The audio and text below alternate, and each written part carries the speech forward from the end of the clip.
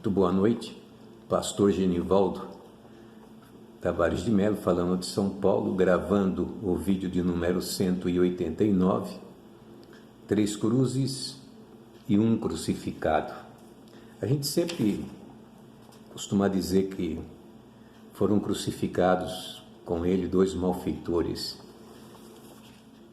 A gente conhece, na verdade, nada além do que a Bíblia descreve,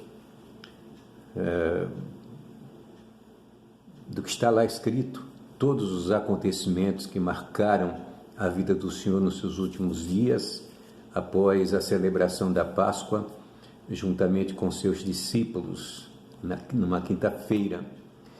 E lembrem-se que na Páscoa ele disse para Judas: o que você tem que fazer, faça logo. E Judas saiu dali e foi negociar o preço. Os discípulos pensaram que, como ele era o tesoureiro, era o tesoureiro, ladrão e tesoureiro. Jesus disse que ele era ladrão. Então, saindo dali, eles foram para o horto do Getsemane. O horto do Getsemane. Bem, o texto que eu escolhi para a leitura está no Evangelho de Lucas. Lucas não era discípulo do Senhor, era um historiador, médico, e que a pedido de um amigo, ele tanto levantou tudo o que havia acontecido com relação a Jesus, não estava tão longe daqueles dias, e claro que havia muita gente contemporânea da vida do Senhor, que conviveram com o Senhor, estiveram com o Senhor, então nenhum problema, né? Não me lembro de Flávio José relatar tais coisas. Flávio José é um dos maiores historiadores hebreus, escreveu a história dos hebreus, mas em relação a este quadro que molda o Evangelho de uma maneira brilhante, não conheço a obra de Flávio José, desculpem, mas é isso. Então, em Lucas, capítulo de número 22, o versículo de número 30 em diante, diz assim: e saindo foi como costumava para o Monte das Oliveiras, e também os seus discípulos o seguiram. E quando chegou àquele lugar, disse-lhes: orai para que não entreis em tentação. Apartou-se deles cerca de um tiro de pedra, e pondo-se de joelhos orava, dizendo: Pai, se queres, passa de mim este cálice, todavia não se faça a minha vontade, mas a tua vontade. E apareceu-lhe um anjo do céu que o confortava. E posto em agonia, orava mais intensamente, e o seu suor tornou-se em grandes gotas de sangue que corriam até o chão. Esta foi a descrição de Lucas, né? Eu sempre tive curiosidade para saber o que significava isto, né? O suor se transformar em gotas de sangue, até que um dia eu encontrei num relato, num apanhado médico, que é tratado pela fisiopatologia, trata da fisiopatologia da morte de Jesus, e essa área da medicina definiu, dizendo que ele sofreu o mais cruel castigo, isso na crucificação, o mais desumano dos castigos. Ninguém sofreu como Jesus sofreu. Essas histórias que existem por aí de pessoas que sofrem alguma sevícia para fazer confissões de crimes, coisas desse tipo aí, sempre está envolvendo situações que levam o indivíduo a passar por esse vexame. Mas neste caso aqui, a Bíblia diz textualmente que nenhum mal ele fez. Nunca se achou engano na boca de Jesus. O próprio Pôncio Pilatos, por 2 vezes disse: eu não vejo nele crime algum. Julguem vocês, façam o que vocês quiserem. Mas essa fisiopatologia definiu o seguinte, chamou de hemadritose, né? Esse fenômeno raro em condição em que a pessoa passa por uma condição de extremo estresse física e também psicológica. E quando isto acontece, é uma dilatação dos vasos subcutâneos e eles começam a perder sangue. Então, o suor sai junto com o sangue. Então, essa é a definição fisiopatológica da morte de Jesus. Então, vejam que o Senhor começou a sofrer já no horto do Getsêmani. Já estava sofrendo, já tinha perdido sangue ali. Tamanha a situação. Bem, não demorou muito, já era noite, porque os homens chegaram lá, os soldados, mais os judeus interessados na prisão dele, mandados pelo sacerdote, sumo sacerdote, chegaram com achotes, iluminando o caminho, porque já estava escuro demais em cima no horto do Getsêmani. E eu fiz até um levantamento a partir do relato de João, que há muitas outras coisas que João não comenta, que está lá no livro de Mateus ou então de Lucas, mas João não comenta, porém detalha o passo a passo do momento em que foram prender o Senhor, tendo à frente Judas Iscariotes, para poder levá-lo ao sumo sacerdote e certamente a julgamento, para depois penalizá-lo. Essa era a intenção deles, não é? Pois bem, isso portanto se deu numa quinta-feira já de noite, o que significa que Jesus também não dormiu aquela noite, porque ele foi para a casa de Anás, de Caifás, depois foi para a casa de Pôncio Pilatos. Herodes também tratou de ter uma conversa com ele, queria conhecê-lo de perto. Sinédrio.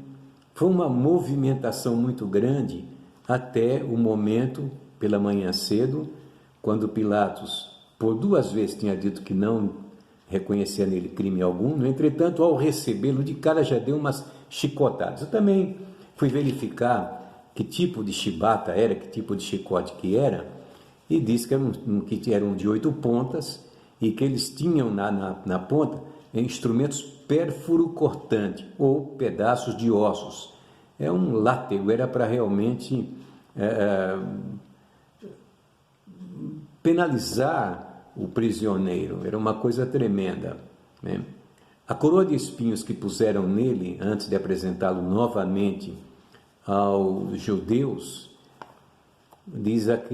dizem, né, os historiadores, obviamente os que avaliam o momento de Jesus naquela época lá, que eram duros espinhos, né, que rasgaram a sua fronte. E Jesus então perdeu mais sangue ali. E essa coroa foi com ele para o Calvário. A mulher de Pôncio Pilatos tinha dito para ele: não te metas na questão desse justo, porque eu tive um sonho com ele e sofri muito por causa dele. Mas Pilatos foi ameaçado pelo sumo sacerdote, de que se fizesse a tentativa de não julgar, porque Roma estava dominando a Judéia naquele tempo, e, portanto, tinha a palavra maior, tanto que Pilatos disse: olha, julguem vocês, o problema é religioso, não é comigo. Me ameaçou soltá-lo, não é? Mas, diante da ameaça de contarem para César, de que ele não seria amigo de César, porque Jesus se fazia rei de Israel e o único rei era César, segundo eles disseram, então Pilatos tremeu na base e resolveu entregá-lo para a crucificação. Aí está o rei de vocês. E levaram para a crucificação. O caminho foi penoso até o Gólgota, o Calvário, o Monte Caveira, e já sofrendo, porque também estavam batendo nele ali, né? Já tinha tomado uma bufetada na casa de Caifás, não é? E tomado as chibatadas lá no tribunal de Pôncio Pilatos. Portanto, Jesus já vinha sofrendo. Chegou no Calvário, os 2 malfeitores também com a sua cruz, devia ser algo muito mais leve do que aquele Jesus estava levando naquele momento. Jesus foi crucificado, pregaram pregos também, verifiquei que tipo de prego seria naquele tempo, horríveis cravos que pregaram nas mãos dele, e também, fala-se em metatarso, pregaram nas mãos dele, nos pés. Alguns dizem que não, que os pés foram amarrados, mas há sinais de que realmente tinha sido também pregado os pés na cruz. Portanto, os braços, pés e a cabeça presa com aquela coroa de espinhos foi uma tortura muito grande. Jesus sofreu muito. Os soldados foram até lá porque os judeus não queriam que o corpo ficasse, nem a sua morte, nem o sepultamento se desse exatamente no sábado. Queriam resolver tudo na sexta-feira até o entardecer, que é quando começa, né, por volta das 6 horas da tarde em diante, já começa a comemoração do sábado, né? E quando os soldados chegaram lá para verificar e, enfim, dar o cabo da vida deles, na verdade, foram no primeiro, foram lá no segundo. Lembra que não deve ter sofrido muito, porque um dos malfeitores zombava dele, criticava, quer dizer, o cara não devia estar assim, sabe, sofrendo muito, porque quem está angustiado, sofrendo, não verbera daquela maneira, zombando ainda de alguém que está do seu lado, sofrendo. E Jesus tinha feito aquela última oração, né? Pai, perdoa porque não sabe o que fazem, e dito isso entregou o Espírito. Mas os guardas foram lá, quebraram as pernas de um, quebraram as pernas de outro. A Bíblia não detalha tudo, mas deve ter liquidado com eles, estavam vivos ainda. E quando chegaram em Jesus, eles iam quebrar as pernas dele. Mas estava lá no livro de Salmos que nenhum dos seus ossos seria quebrado. Acho que Salmo 22, nenhum dos seus ossos seria quebrado. E o certo é que, Salmo 34, verso 20, e não quebraram. Jesus estava morto já. Ele já tinha derramado todo o seu sangue, esvaído aos pés da cruz. Então eles furaram o lado com uma lança. E saiu sangue, um pouco de sangue, depois água, não tinha mais sangue. Saiu água do lado dele. Bem, ele é a fonte da água da vida, não é? Tudo isto Jesus passou, e não há porque o que acontece? Nós podemos, quando lemos a Bíblia, determinados assuntos que não estão claros, não é de procurar nas entrelinhas, não existe nada nas entrelinhas da Bíblia. O que nós temos que fazer é uma interpretação sensata, sem forçá-la, sem também, afastar-se muito do centro daquilo que está escrito, que é o importante para nós, não é? Quando a gente lê o capítulo 53 de Isaías, está descrito exatamente o que ele sofreu naquele momento, e o certo é que Jesus pagou um preço muito caro pela minha vida, pela sua vida, mas não consta, a gente não consegue perceber que aqueles malfeitores tinham sofrido tanto quanto Jesus sofreu. Por isso eu disse que 3 cruzes e apenas um de verdade crucificado, certo? Jesus pagou o preço pela redenção, o preço pago por nós. Assim, na cruz ele rasgou a cédula da condenação que nos impedia de nos aproximarmos de Deus e ter um perdão efetivo dos nossos pecados. Deus nos abençoe, que possamos glorificar o nome do Senhor. Quando Jesus ressuscitou, aquelas marcas estavam lá, não pensem, ele ressuscitou no corpo da morte, no corpo do pecado. Não seria do pecado, mas da morte. Jesus não tinha pecado na sua vida, nem pelo nascimento. Mas o corpo da ressurreição foi o mesmo corpo. E quando João viu na ilha de Patmos, já não era mais o corpo glorioso de Jesus, mas em glória. Foi assim que João viu na ilha de Patmos: pés reluzentes como latão reluzente, olhos como chamas de fogo, etc. Tal. Ele viu na sua plenitude de glória. Uma bênção, não é?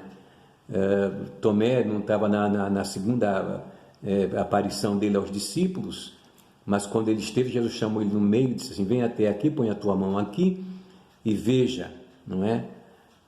Também na praia comeu pão e peixe com eles, né? Desafiou-os, dizendo: não, o Espírito não tem carne como eu tenho, nem ossos como eu tenho. Portanto, meus queridos, Jesus ressuscitou de verdade, sofreu, pagou o preço espontaneamente, ele entregou a sua vida por nós. Deus nos abençoe, no nome de Jesus. Vale a pena amar e seguir a Jesus até a sua vinda.